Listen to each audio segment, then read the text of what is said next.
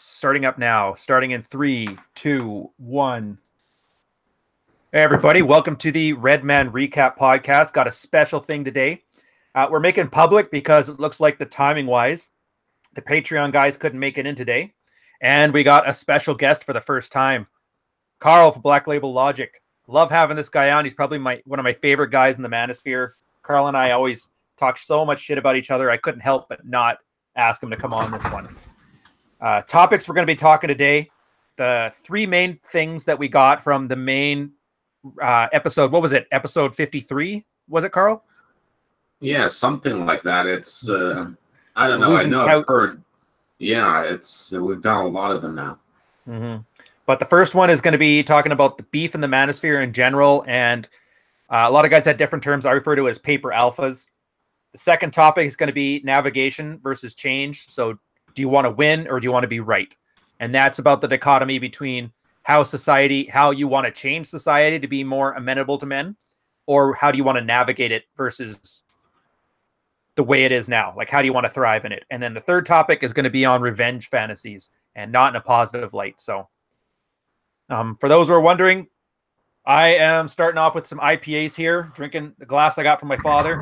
Figure it was a nice little tie-in to men teaching men things. My dad taught me how to drink. Oh, what beer are you on there with the IPA?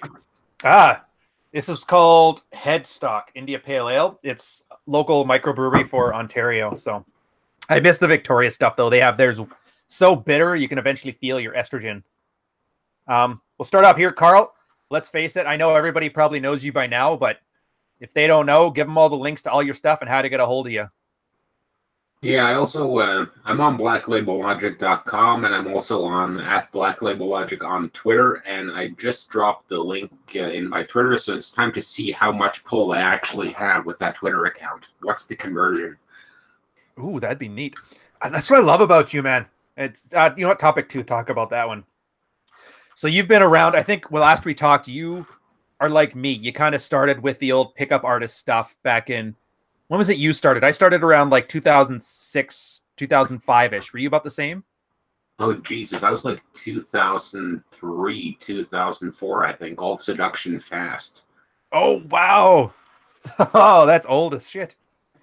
So yeah, I was actually in there. I was actually in there, and I remember some threads with Mystery and Style still working on getting their shit to work. That's awesome. I sometimes forget because I can't remember if I'm older than you or not, but that's just like old school stuff.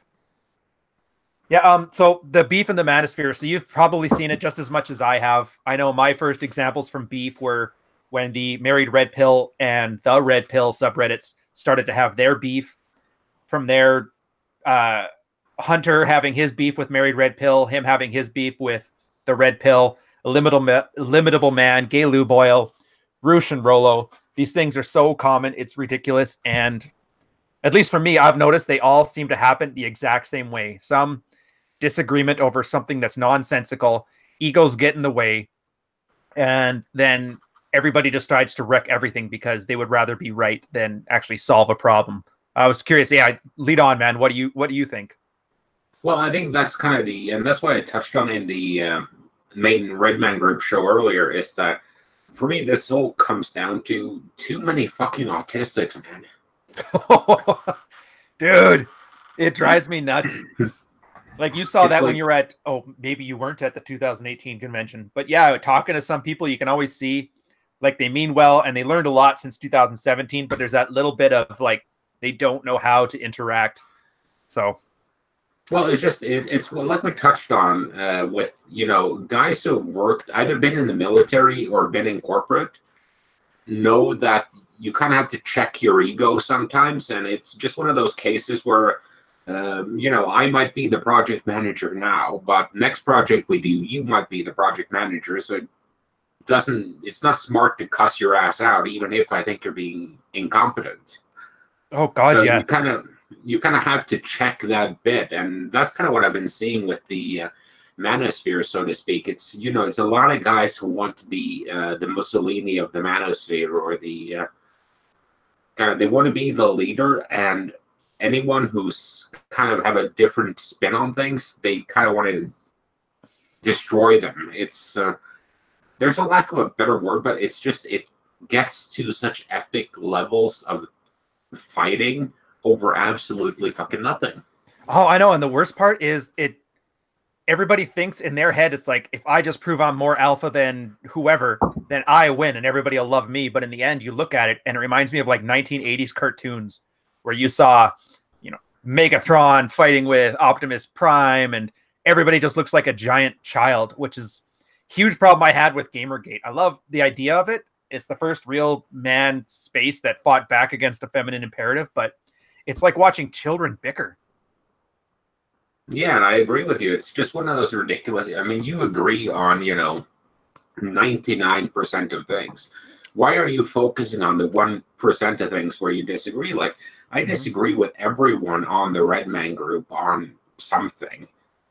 Oh, yeah, same. But I still kind of view it as, okay, let's just do this and try and cooperate as best we can. There's no point in me bitching someone out because I disagree with them on a given point.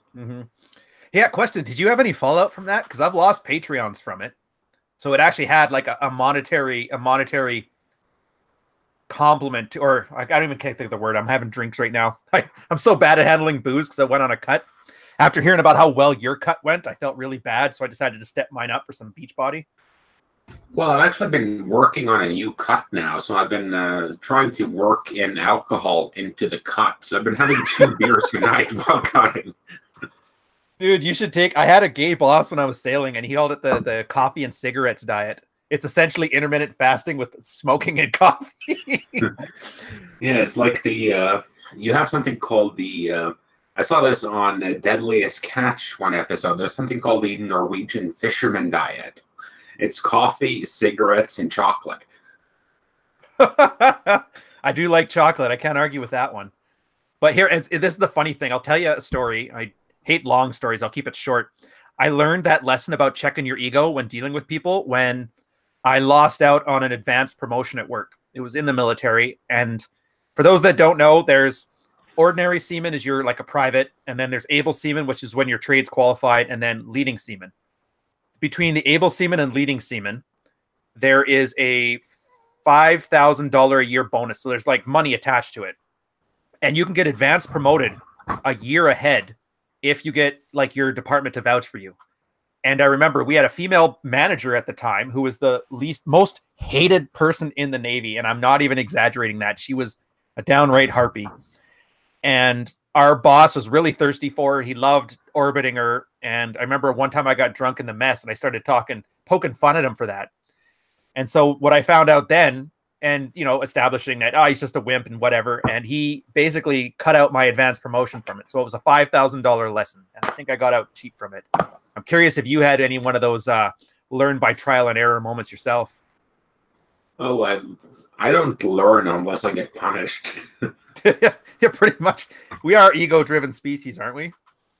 Well, it's like I've had moments where, especially when, like, if you're in the role of subject matter expert, which I usually am, you often get into the point where you'll have a disagreement because someone wants to do an ego project. And usually they're completely retarded, but somehow they manage to get them through the budgeting process and everything. And then you're sitting there going like, okay, I see your project plan and we could do that, but why would you want to do that? Are you retarded? You can't say that anymore. Oh, you have to calm them down. I've had a bunch of those moments where you just sit in the meeting and you're going like, oh, so this is the plan. What kind of retard thought of this? And it's like, oh, the CEO did. Like, oh, okay, yeah, and right then that's the indication that you got to be quiet. So I've kind of learned by trial and error that you kind of have to get to a point where people where you can be completely honest and also to be completely honest, but in a professional manner. Instead of, being completely honest in the, I curse a lot on the Red Man group. I curse a lot on my Twitter. I very rarely do it in my day-to-day life. Oh, dear God. Yeah, that's suicide. You're just asking people to ostracate you. Oh, excuse me. Like I said, I don't drink the too beer. much. It is the beer. Yeah, No, that's but the one I thing. actually worked it out with cutting and beer. I account for it as carbohydrate. Mm-hmm. Oh, that And if makes you sense stick because alcohol is 4 calories per gram or something. 7 calories per gram, but if you stick with it, you can kind of look at if you stick with the drier beers and you try to avoid too much food around your drinking times, you can kind of get away with, because alcohol has to be burned off right away because your body has no way of converting alcohol into fat or glucose. So if you're doing a night of heavy drinking, take a tip from models. Just don't eat anything.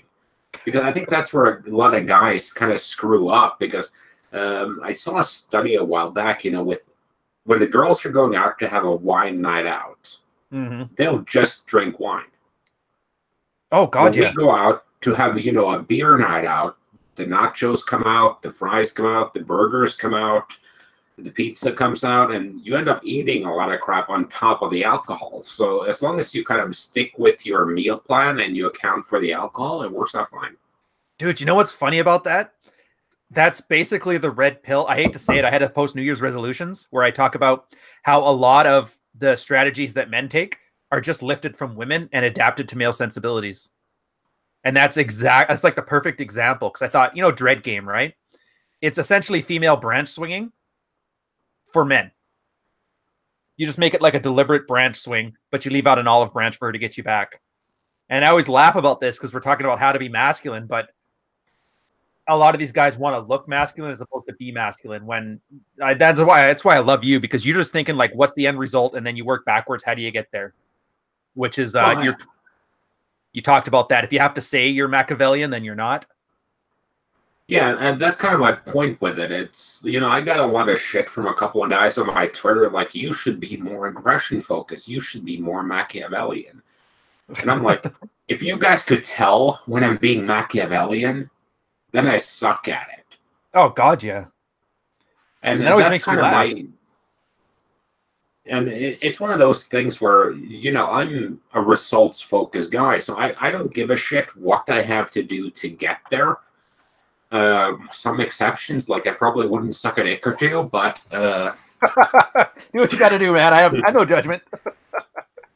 But you kind of have to think practically about things and be pragmatic, and that's one of the things I think you get a lot of beef about, because a lot of guys, instead of thinking pragmatically, they react emotionally. Oh, God, yeah. It's not anti-feminine behavior. It's just their masculine flavor of it. And it was, I saw this because it was like this tweet interaction I saw where, someone was late. I'm not going to mention names here or Twitter handles just for the sake of not getting myself involved in that bullshit. But there was a legitimate disagreement and some fairly legitimate criticism leveled at someone. And instead of responding to the criticism, the response was purely based in ethos and pathos. And the problem with that is it becomes appealing to the audience rather than disarming the critic. And in my worldview, it would be much smarter to just deal with, okay, here's the criticism that guy made. Is this legitimate? If yes, then go ahead and deal with it and say, okay, thank you for your feedback. We appreciate it. We'll take this into account. Oh, it's such a non-answer. I love it. If it's illegitimate, then you go ahead and say that we appreciate your feedback, but we cannot find that it's accurate. Therefore, we've elected to dismiss it. Please come back to us again if you have other criticisms. Oh, you know what's funny? That's the exact same strategies that the Married Red Pill guys talked about with dealing with their wives. And it's like a solid plan for dealing with an audience, too. I haven't been much on the Married Red Pill. I went on there once and I had to be on, antidepressants for 2 weeks, so I never went back. Dude, that's the problem. Yeah, it's something that it's frustrating, because I know a lot of the people that are critiques of the Red Pill in whatever form it's taken there is they always talk about, well, you guys are just a bunch of losers. I'm like, of course you are. You're walking into a white belt meeting and you're watching about a bunch of guys who can't kick properly. Of course it's going to look like retards. If they didn't need help, they wouldn't be there. No, but yeah, it is depressing. It's a lot of codependence. Well, I get that they need help, but when you see a guy's post like, my wife hasn't fucked me in 18 years, my kids called me a cuck to my face, I just got fired, and it's like, all you need is their dog to get killed and you have a country hit. Oh, the George Jones fan in me would just love to see that. No, I'm with you. And it's a lot of the frustration is getting a guy from the place to where, like, as an outsider, you see it and it's just obvious what you need to do. But from the inside, you're so ego invested, it's hard to make that leap. So it's kind of dancing somebody towards the obvious stuff they should already see. I hear that. I'm going to switch now. We could probably do this for hours. I'm just going to talk about the comments and then get your thoughts on them here.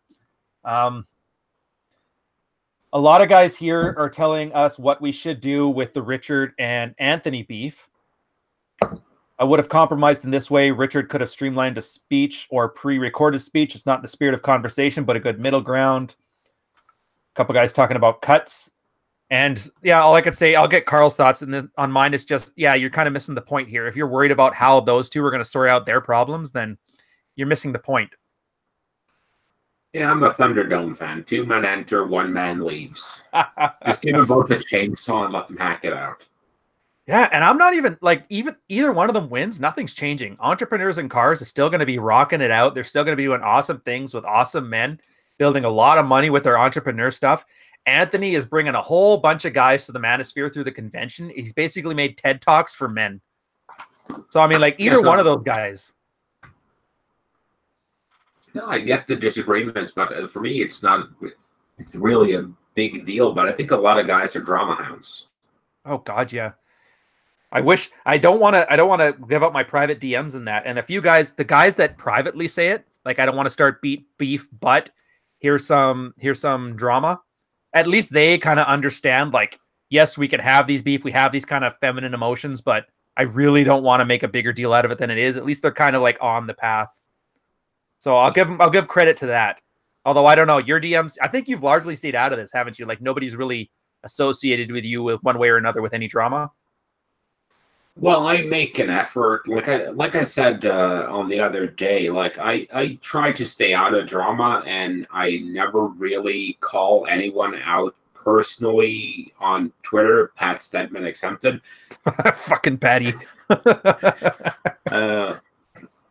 And that's just a strategy for me because I really do not need a bunch of drama-hungry people up in my feed. And as long as no one's doing any, let's say, real damage, I won't call them out. And for the most part, if I have an issue, I'll post an essay. Like I posted Levels of Game this week just because I was having so many guys that came to me with, well, you're just anti-marriage, you're just anti-long-term relationships. And I'm not saying that no guy should ever get in a long-term relationship. I'm just saying that that's playing game on hard mode. Mm-hmm. Oh, gotcha.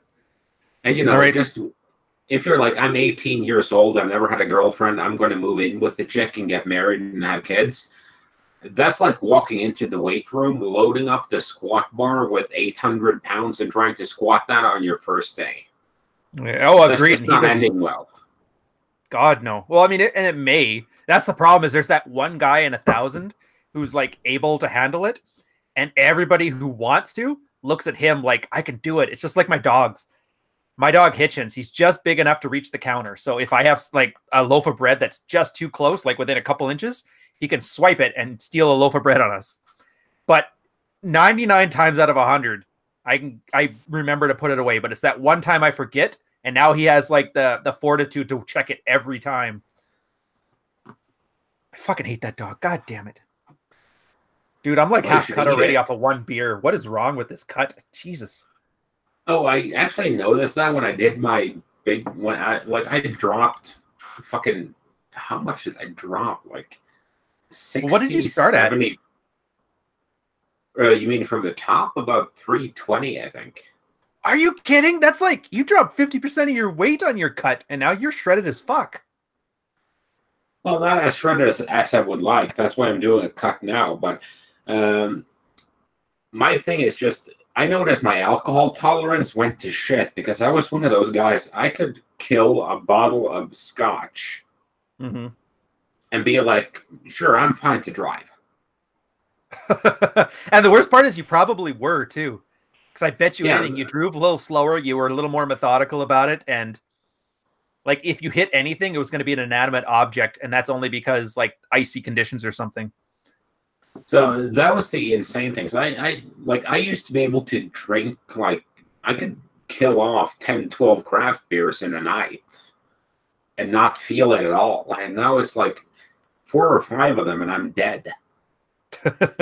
Which I guess is a good thing. I mean, let's face it, we don't want to get that Alec Baldwin giant head thing from drinking so much. No, and it's also the thing with it's a lot easier to like looks matter. And if you're reasonably you don't have to be like 10% body fat, 220, 6'2", etc. But if you're reasonably lean and reasonably well built, you kind of get past a lot of hurdles. Oh God, yeah. That's why I know everybody's making fun of right now this ring light here. But this sparkle in my eye probably makes people pay attention more than anything. And the fact that you got the very most wonderful painting ever means you're a authority on economics. Well, I would just say that the fact that I see a ring light reflected in the door behind you, it looks like a fucking Stargate starting up. Dude, I saw that. Somebody said that in the chat. You fuckers.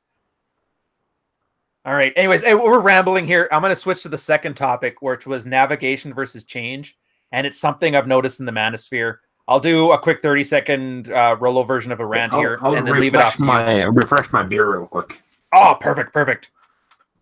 Yeah, so navigation versus change. I find it was one of the things, it was a theme on the whole Red Man Group podcast where there was 2 schools of thought. Some guys were talking about society treats men like shit. What can we do to make society not treat men like shit?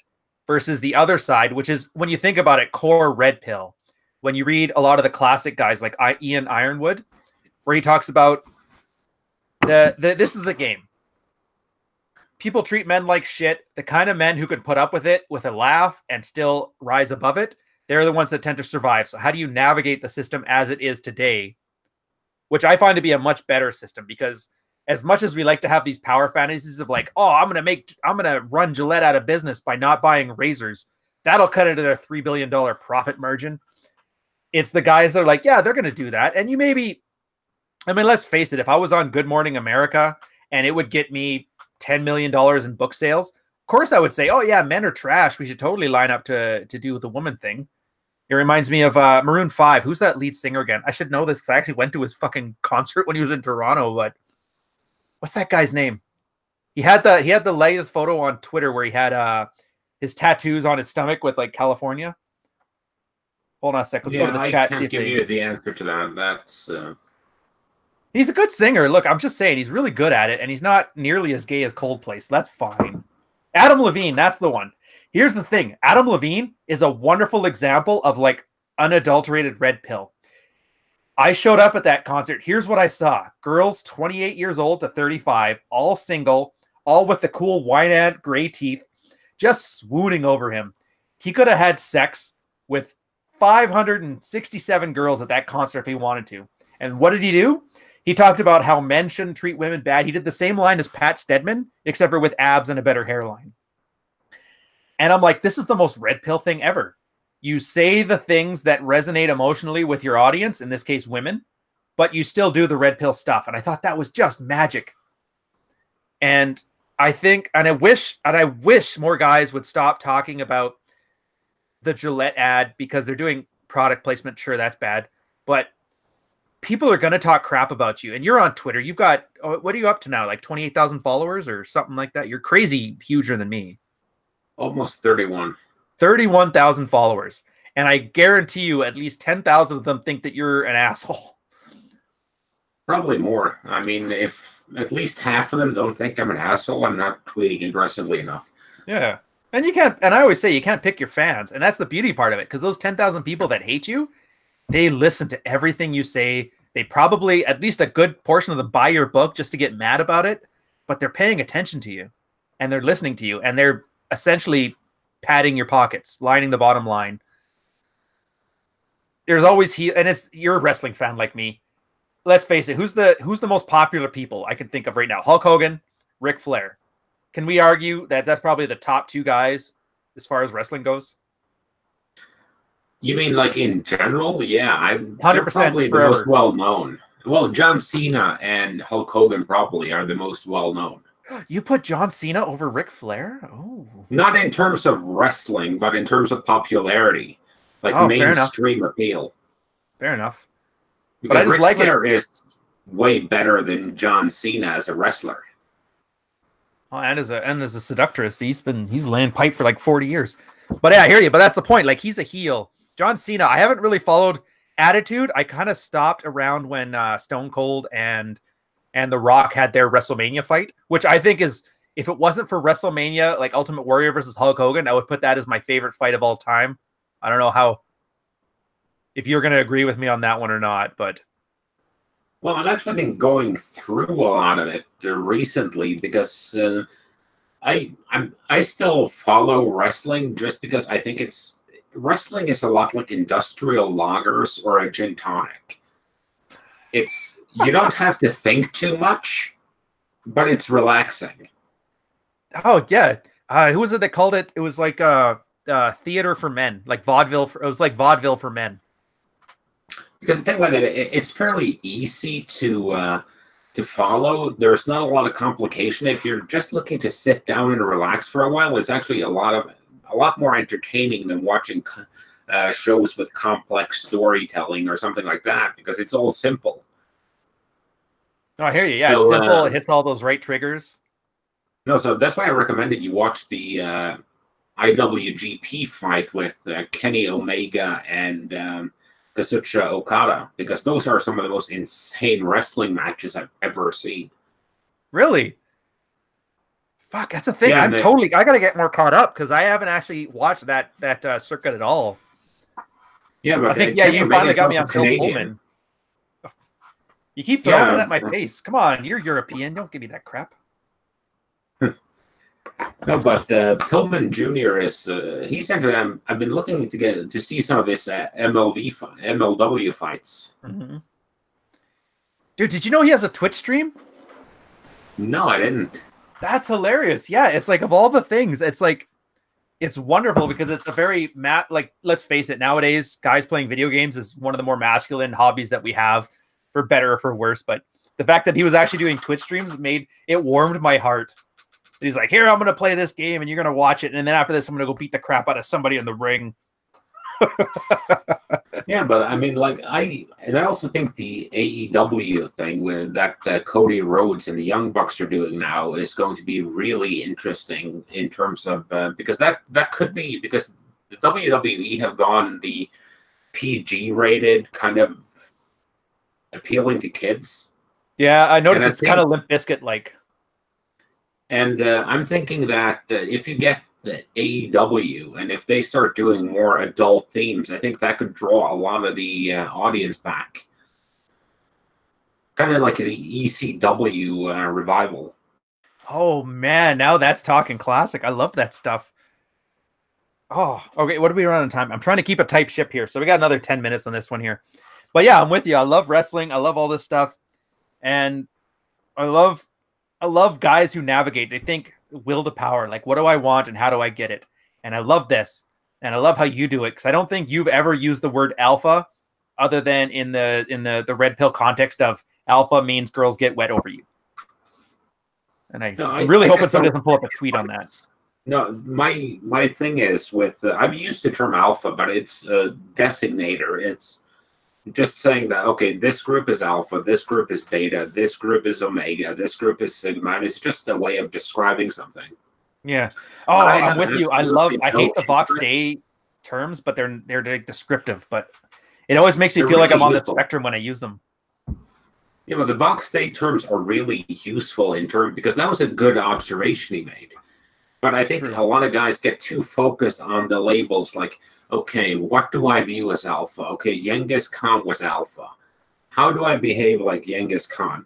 Well, you can't be more direct, more decisive, and go after what you want. But if your idea of, getting laid more is leading, an invasion of the Mongol horde into China, you probably got it the wrong fucking way. And and that's kind of what I was getting at when I said, a lot of these Twitter and Manosphere beefs are like guys who only learn two things, negs and amogs. Dude, since you mentioned that, I can't unsee it now. Now it's weird how I never made the connection, and I'm really glad that you did. It's fucking weird because we've spent when did that stuff all start? Like Mystery kind of started his thing in the late 80s, didn't he? Was it 89, 87 when he was like going to Croatia to pick up chicks and that? Oh, I don't remember. That's way, way back. Yeah.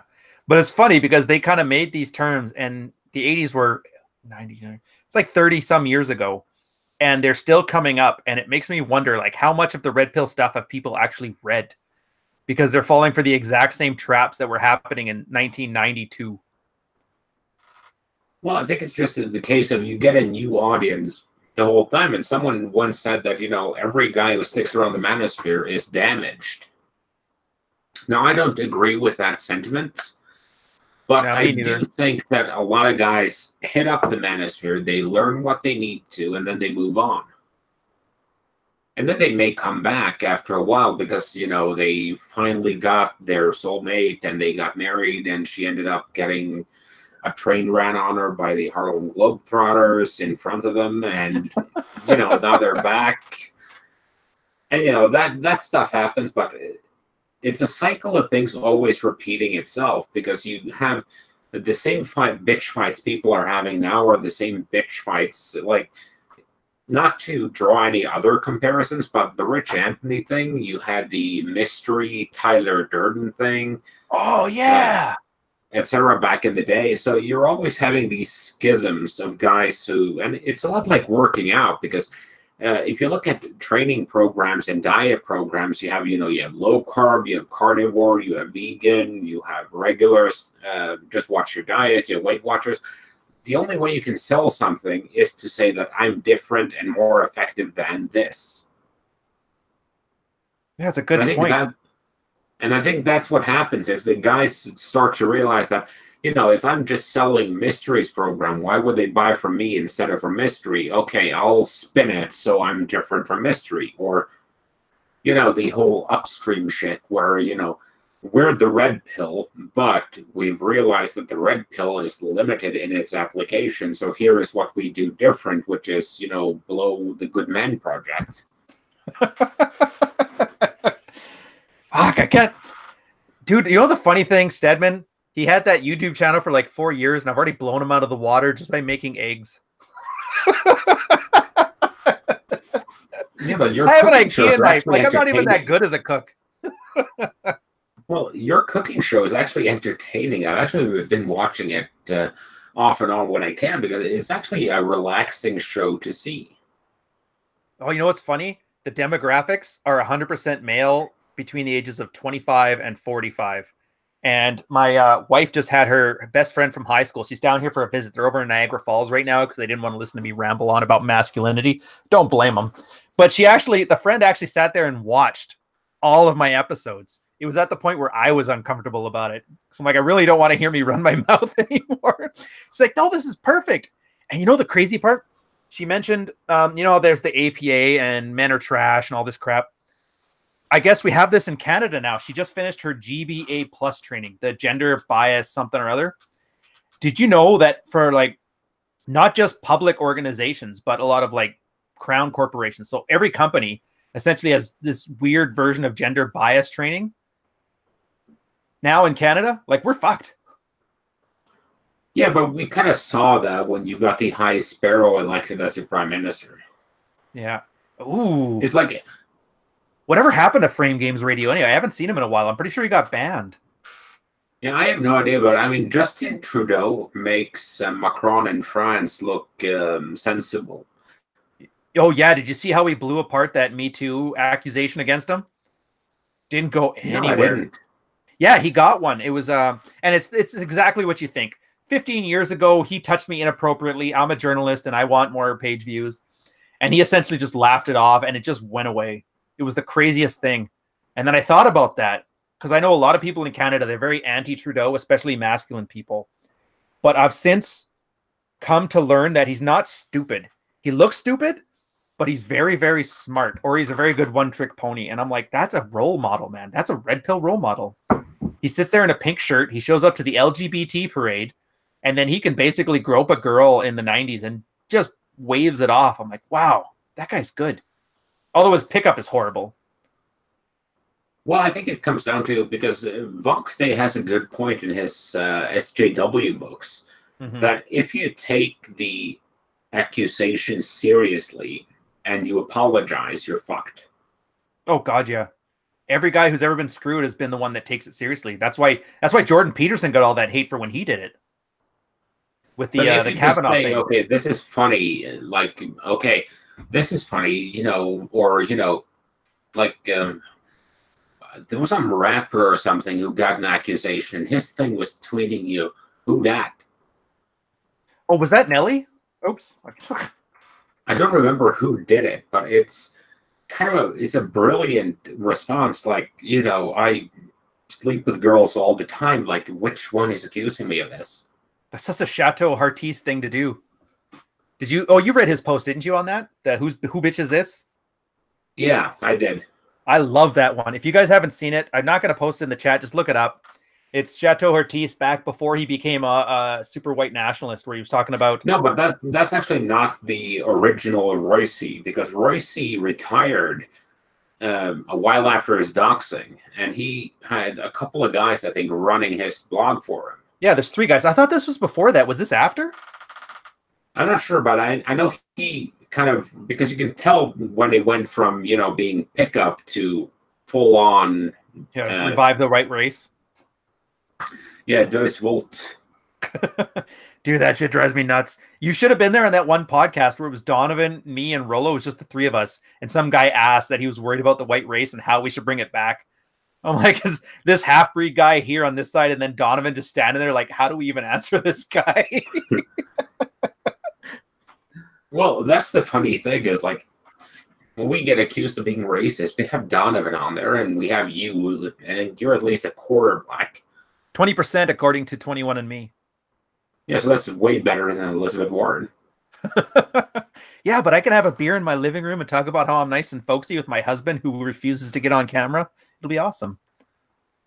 Yeah, no, the whole thing is just, I don't know. I don't get the whole, and I'll be honest with that, I don't get that whole white nationalist thing. Because or the whole, let's say, Western civilization thing. I think that's just kind of a bit play for guys to, well, you know, I'm going to get married, I'm going to get out of the sexual marketplace to save Western civilization. And it's, well, no, you want to get out of the sexual marketplace because then you think you can sit around, drink, and get fat with your wife until she leaves you because after she put on 60 pounds, the black guy suddenly thought she had a great ass. As long as it's not your fault, that's all that matters, right? Ooh, that's a good segue, by the way, to the 3rd topic, revenge fantasies. I hate revenge fantasies, and I noticed that too. That's exactly what you said, where guys want to save the West, because if you're focused on such a high-level ideal, it kind of means you don't have to focus on the smaller things like working out, staying attractive, and looking good, and focusing on what's right in front of you. Oh, I don't have time for this. I'm focused more on saving the West, even though you don't really define it. So it's, I call them compartment word or container words. You can fill the West with all these emotions, and then you just dump it at somebody's feet, and they have to look at it and go, well, my box doesn't have that in it. And then you guys have this huge fight over what's in the box as opposed to focusing on how to be happy or successful. It's fucking ridiculous. Well, it's a lot. The way I've looked at it is I've worked with a lot of different consultancies over the years, and there are a fuck ton of consultancies that do strategy consulting. Like we need to decide the overall direction of your company and thus your brand into the multinational market space in the digital era. And these guys, these fuckers, there's never anything concrete. They don't tell you how to implement it. They don't give you any objective metrics by which to track it. And then, 6 months, 12 months, 18 months later, when the company goes tits up, they're like, well, it's not our fault. Our strategy was brilliant, but they just failed to implement it. And there's a reason why you don't have millions of guys running around doing operational lean consulting or that type of thing that would be immediately trackable. Oh, it's true, because then you don't have to say you can't fail. Dude, you just made upstream Twitter into Deloitte. No, I actually have respect for Deloitte. All right, was it PwC then? Yeah, I don't like those guys. No, but my thing is, it's just, if you focus on a very high level objective, it becomes very difficult to accurately track your progress. Something like, I'm going to go on a cut to drop weight. You have objectable metrics. You have the scale. You have the measuring tape around your waist. Body you have fat. the lifts you do in the gym. You have your body fat. You can do DEXA scans, etc. You have objective tracking. If you say, I'm going to become a more high-value male, you can pretty much put anything under that umbrella. Okay, you're going to learn how to cook. Okay, that's under the umbrella. You're going to be a nice, moral, upstanding citizen that mows your neighbor's lawn. That goes under that umbrella. But, I mean, I don't know about a chick that's like, well, he's fat, he's unattractive, and, he's boring as fuck, but he mows his neighbor's lawn, so I guess I'll fuck him. Said no one ever. Dude, that reminds me of, I don't know if you read him, The Last Psychiatrist. Wonderful, like my favorite writer when it comes to narcissism. And he talked about that in his article, Have You Ever Gotten Your Ass Kicked?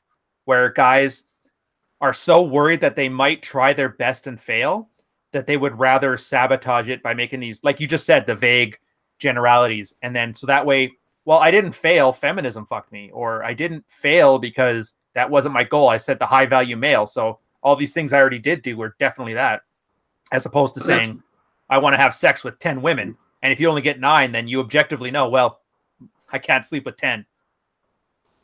Well, and that's kind of what gets on my tits about MGTOW as well. Oh. Because not all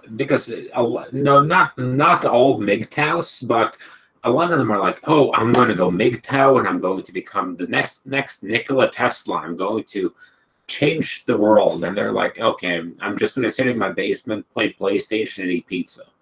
Yeah, have my anime Avi online and talk about how we need to take women's vote away, knowing that's not going to happen. So it's just this unattainable goal, but I'm trying my best. But I haven't failed yet because there's no way to fail at taking the women's vote away. It's just not yet. No, but from a practical perspective, I kind of agree that, taking women's votes away would help a lot of different things. Because if you look at who voted for social democratic parties and the parties that are more on the left side, yeah, they're overwhelmingly women. Like Merkel, I think, is 60-70% women. Yeah. Oh, I agree. It's the same thing. So, yeah, it would all be nice, but it's not going to happen. Women actually show up to vote. But that's the thing. If it's not going to happen, you can say, oh, yeah, I'm trying my best. Like, no, you're not. But there's no practical way of doing it, because if you look at it this way, you're always going to have all women against someone taking their vote away. Mm-hmm. And that's totally reasonable. And then you're going to have at least, 5 to 10% of men. Even if like 40% of men were like, yeah, let's take the votes away from these bitches. You're still going to have that 5, 10, 15% who are like, girls, I'm on your side. I'm a good man. I'm not like those other guys. Please touch my dick. Keep your vote. Please sleep with me. Yeah, and that's the thing, that you're never going to win, because that thirst is like the one great equalizer. Some more equal than others, but yeah, the thirst is just, I mean, I just think it's funny because occasionally I'll tweet something out, mm-hmm. and like something entirely ridiculous, like, if you've known her for 6 months, your initial goal was to sleep with her, and she's currently inside being fucked by another guy while you're mowing her lawn, you should cut your losses. And I'll get a tweet back like, well, some guys actually do this, and I'm like, fucking hell, that That was no, but that was a joke. I didn't actually think there were any guys who were out there that were that fucking cucked. Dude, there was that guy on Twitter yesterday where he was talking about how his girl cheated on him and he was going to save her from her own bad decisions, which was screwed up enough because I've had talked to guys that, and it's a weird common thing that when a guy in a marriage or even a girlfriend, when he's kind of thirsty and she cheats on him, he assumes it must not have been her fault and he tries to save her from her own bad decisions. But here's not the worst part. I looked at his and she was like a 4. She was chubby. She had all the MySpace angles and everything. And I was like, what are you doing? No, but my thing is, I get, like, if your girl cheats on you and she wants to get back in your good graces, I fully support hate fucking the crap out of her one more time and doing all the things you kind of held back off doing before dumping her, just to kind of get it out of your system. Mm-hmm. I would say it's probably the best hate fuck I've ever had is on the tail end of infidelity. Because, yeah, you're right. It's that cathartic release. I love that stuff. Well, it's just like if you actually care about a girl, there are certain things you kind of hold back off doing just because in your mind it's too fucked up. Yeah, Madonna whore type stuff, you mean? Or no, not necessarily, but like Ribbolino, I'm not sure if you know him at all. The face fucking guy, yeah. Yeah, and it's like, you may want to, like Tony Soprano said it so well, there are certain things I can't do with my wife. For God's sake, she kisses my kids with that mouth. And it's just a kind of a good release to get that out of your system that one last time. But I mean, if your girl cheats on you, you probably shouldn't go back to her after that. I mean, just hate fuck her and get it over with. Yeah, well, that's the beauty of it. The Human Sock Puppets Bitch Management Guide is something I reference all the time, where you demote your wife to a plate. Essentially, once she crosses a boundary you don't want it, you have to enforce, you demote her to a plate. Now that doesn't mean you instantly divorce. Maybe that just turns into you demote her to a roommate that you fuck on occasion and she takes care of the kids. But like, it's definitely not something you can walk back to and say, well, we're going to go back to the white picket fence. It's like, no, she decided she's not going to do the white picket fence. And all you can do, the best you can hope out of that is if you want to go back to the white picket fence, is you have zero respect in that. And you basically screwed over your kids' models of what they want to date in the future. And a lot of guys have daughters and do that. Well, I also think that if you have kids, just from a guy who has no kids, the relationship between you and your significant other is going to be their model for their relationship going forwards into their life. If they grow up with a dad who's miserable, a mom who's depressed and drinks wine at 9 a.m. on a Tuesday, and crosses all kinds of boundaries. Yeah, that's not a good image to give. At that point, it's actually better to have, two parents who are divorced, but actually are not miserable human fucking beings. And that's what I wonder. It's the ego thing. Like, you see a lot of guys talk about how they want to be the best dad ever, and they don't want to be friends to their kids. Well, how much do you want that? Are you willing to divorce mom and have her estrange the kids from you until they turn 18? But be a good role model for them to look back on? Like, are you willing to be a good dad at that expense? And I find most guys aren't, which is fine. Like, when I was single, that was great. That was 80% of the girls that I slept with were from those guys. So, I mean, thank you.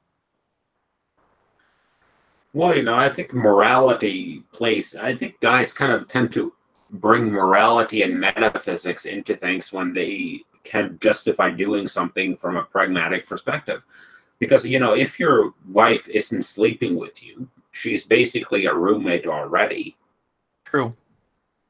So, at that point, if she withholds the sex, why can't you go outside the marriage for that? If she can go outside the marriage and have an emotional affair with a coworker, why can't you go outside the marriage and fuck a girl you actually want to fuck? And you can make up a moral stance or use one from the 1950s to say it's against it, but like, what backing does it have? There's no law. Most people who have divorces now, they don't really care if there's cheating or not. Just that the marriage is no longer happening. Let's divide assets according to this model that screws over guys. So there's really nothing telling you not to, other than you. No, but the thing is, I can make a moral argument for anything. I mean, that's one of the things I've been tweeting out, that I'm more well versed in moral philosophy than a majority of the moral masturbators on Twitter. That is true. And it's not difficult to make a moral argument for or against anything. Like, if you wanted to, you could make a moral argument for the Holocaust if you really fucking wanted to. You're breaking one of my 2 rules, man. No talking about the JQ is like the one that I'm like, I don't want to touch it. No, but I wasn't aware of this, and I cannot offer you a final solution to it. Oh, thank God I'm not monetized yet, because I would have just crushed. I would have got Count Dankula on that one. Jeez. No, but the point is, you could make... Okay, let's use another example. Back in the 1930s, I think, in the US, there was a program to sterilize people who had mental problems or were intellectually retarded. Yeah, they're kind of like psychological term. That's not an insult term. But there are actually moral arguments in favor of doing just that. Because you could argue that by sterilizing the people who are unable to care for their children, you avoid children being born into households where they will not be taken care of, and B, you reduce the toll they take on the social welfare system of a given country. Right. And as long as everybody agrees, it's considered moral. Yeah, so the moral arguments can be made for or against everything. It's really just a persuasion thing, I guess. Which one does everybody agree to? And, well, we already see what everybody agrees to today. And that, that was my major issue with Upstream as well, that it was essentially... Jordan Peterson used the term nestled within a moral imperative. And that was my whole thing with Upstream, is that they didn't really care what the facts were. They cared about the outcome of the facts when viewed from their moral perspective. And in my view, and from my perspective, if you look at something like nuclear physics, you can use that to create power plants, or you can use that to blow shit the fuck up. The knowledge is amoral, but the application of the knowledge has a moral perspective. Right. So what you have to look at is, you can't say that, okay, if the potential outcome of this knowledge can be morally negative per our valuation, we should kill off the knowledge, erase it from humanity forever. You have to say that, okay, we have this knowledge now. How can we create regulations and structures that prevents that from being used in a morally negative fashion? This reminds me of the hypothermia argument they made back during, what was that, Japanese experiments they used to do on the Chinese? Oh, yeah, under World War II Unit 70 something. Yeah, that sounds exactly like that. Well, still, to this day, a lot of the knowledge we have about how to reheat a person from hypothermia is from Dachau. Yeah. Oh, yeah, that's true. Yeah, it's messed up. Same thing. NASA was based on learning the Nazis having to do their stuff there. There's all kinds of knowledge that comes from stuff that's not very moral, but what do we do with it? No, that's a good point. There's actually a great, there was an American satirist back in the 50s and 60s called Tom Lehrer. And he actually wrote a song where he called Werner von Braun. Because Werner von Braun was one of the chief scientists behind the NASA rocket programs, but he was also one of the chief scientists behind the NASA Nazi V1 and V2 rockets that decimated Britain. Right. And the kind of catch-all line in that song is, once the rockets are up, who cares where they come down? That's not my department, says Werner von Braun. How Oppenheimer-ish.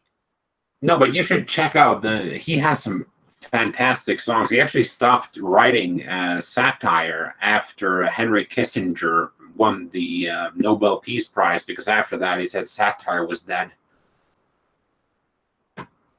Yeah, I'll buy that. That reminds me of when Obama won the Nobel Peace Prize. Meanwhile, he hadn't really done anything yet. It was kind of just virtue signaling.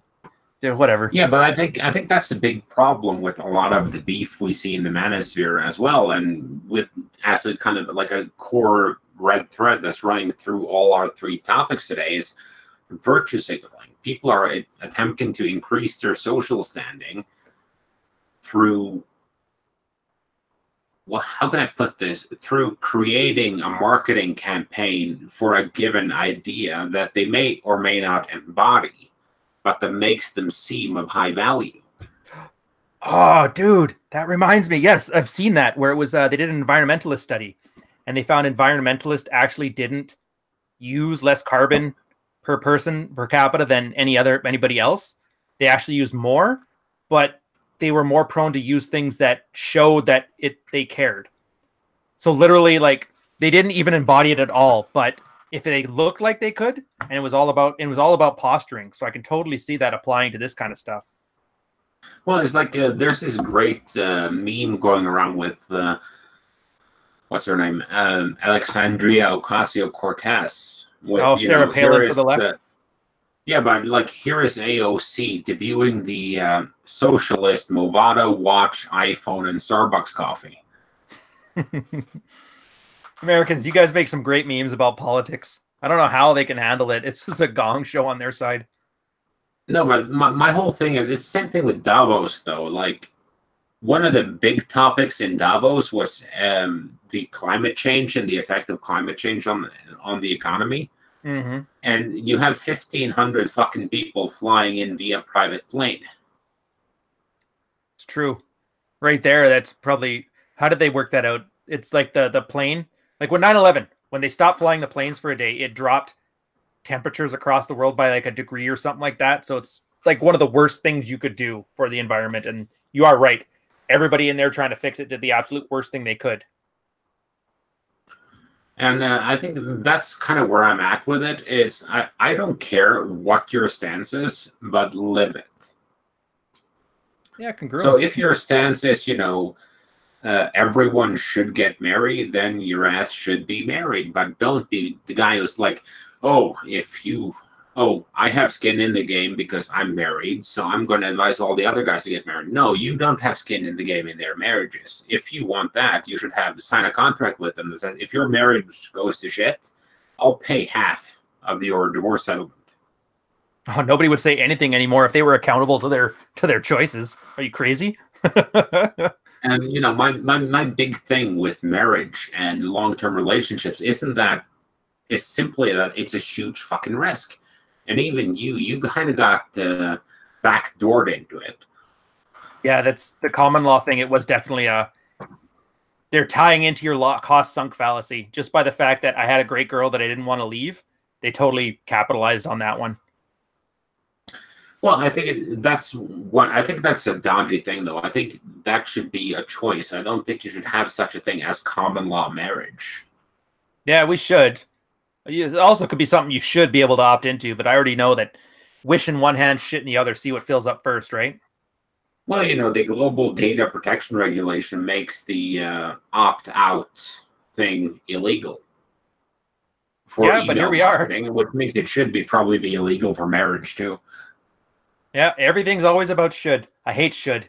I just deal with what it is. It doesn't have to make sense. It doesn't have to be logically consistent. I just know nobody's fighting it enough to make it not happen. So I just have to assume it's going to happen and navigate around that. And worst case scenario, I can get divorced, end up going on a nice cut, sleeping with a lot of girls, and making my own beer at home. I mean, it's not the worst life I could think of. No, of course not. But let's see. Some guy just asked me what my view on marriage is. And, my view on marriage is that I would probably not do it again. And, I was going to correct you on that earlier because I didn't actually get divorce raped. I raped my ex-wife in the divorce. Oh. I did not know that. It was still expensive, but not nearly as expensive as it could have been. Mm-hmm. But my view on it is you gain absolutely nothing by getting married that you don't get from cohabitating with a contract. Yeah, same. I've asked, and nobody ever gives that answer. Like, what do I get? What does the ring get me that I don't already have? And nobody can answer it. The best I've heard is that, well, a girl will leave. because she won't put up with it. And I'm like, yeah, she can. Well, it's just like from a perspective, a marriage is technically a private contract, but it's enforced by the government and it has some governmental consequences. Mm-hmm. So logically speaking, you can write virtually any private contract with a girl that you can think of. And it's legal, and you can cohabitate, you can have all the benefits of marriage without actually having state and state law come into the equation. Which is true, except for they butt in anyway. But I always think then that answers the same question. Like, what do you get out of marriage you don't get an LTR? Where's the consideration? Because, I mean, it would technically make the contract illegal because there is no consideration for a man. There's no infidelity clause. There's no separation clause that protects you. There is no consideration. So it's not really a legal contract, even though it's treated as a legal one. Well, you could actually put that into a private contract. You could put, upon evidence of infidelity, all claims to so-and-so goes away. But of course, kids is a different thing because you cannot negotiate your way out of the child support. Mm-hmm. Those payments are still going to be there. But you also can't make them accountable to the kid either. So that's a given thing. But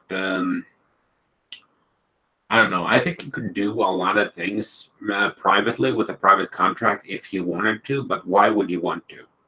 It's true. It does seem like you're fighting uphill. And I've always wondered. Oh, no, go ahead. Go ahead. No, my reasoning tends to be that I think money and women is like church and state. Well, your money and women are like church and state. There should be a wall erected between them that should never be broken under any circumstances. Dude, that's funny because there's a system that a lot of guys are trying out now. I don't know how it's going to play out, but they build trusts for their children, and they take themselves out of it. I can't remember how it works exactly right now, but they make a trust. They put whatever resources towards it as possible. They make it so that neither parent is the board or whoever is that controls the trust. Yeah. And then the trust has stipulations like we'll give the kid money for this, for that, for college later on. But then it doesn't count as the guy's assets. So in a divorce, those aren't touched because they're specifically for the kid. Now, I don't know, like there's a lot of jurisdictions. I don't know how that plays out, but on paper, it sounds pretty interesting. And I'm surprised if it won't work. No, but I think that's a smart choice because most guys I know, they're not against giving their kids resources to go to college, to eat, to have a house over their head.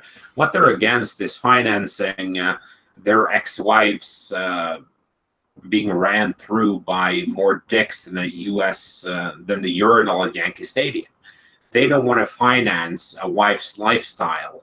Yeah, post-divorce. At their own expense too, because who wants to live in a one-bedroom apartment while your wife's living in your house fucking some dude? I mean, OJ clearly wasn't going to put up with it. No, but I have complete understanding of OJ. I get where he was coming from. Mm-hmm. OJ did nothing wrong. But they could... On that, we're out. We're ending it there. Can't go down. Can't go up from that point. You fucking guy. You're really working on getting me banned from YouTube. Well done. Well done. But anyways, we're kind of over time anyway. I try to keep these things tight. Carl, it's been a blast. Thank you so much for staying sober enough to chit chat. We should really do these things more. But this would actually be an enjoyable thing to do because this was actually quite relaxing to have this discussion. Yeah. Plus, you were cooking on your side there, so. Yeah. All right. So, anyways, guys, thanks for showing up. It's been awesome. Like I said, keep those shekels coming in through Patreon. We'll keep these going. Now that I'm actually able to do guests and not screw up the tech like a baby boomer, we'll see if we can do these more for you guys. Anyways, take care, everybody. Carl, thanks. Enjoy the rest of your meal and the rest of your beers. I'm going to go to the liquor store and get some booze for me, the girl, and her friend. All right. Take care, guys.